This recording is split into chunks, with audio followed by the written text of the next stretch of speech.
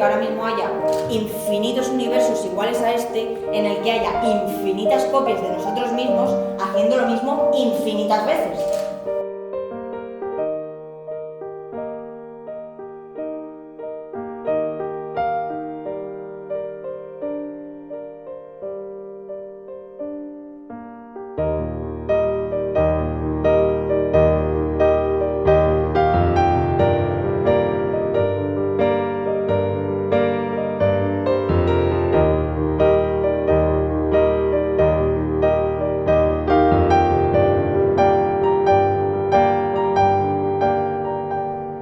Hay una variable en la que en vez de empezar como lo hemos hecho, empezamos así.